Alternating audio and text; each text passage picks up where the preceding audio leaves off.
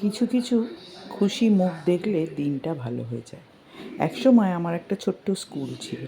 সেই স্কুলের কিছু মুহূর্ত আমার ক্যামেরায় ধরা ছিল।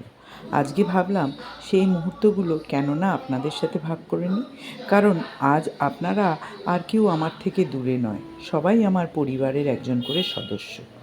আরও নতুন সদস্য আমার পরিবারে রোজ যুক্ত হচ্ছে, তাই তাদের সাথে আমার সেই জীবনের ফেলে আসা সোনালি সময়গুলো ভাগ করে নিতে ভীষণ মন চাইল। এদের মুখ দেখে যখন সকাল হতো, সেই দিনটাই এত সুন্দরভাবে কাটতো যে আপনাদের কি বলবো।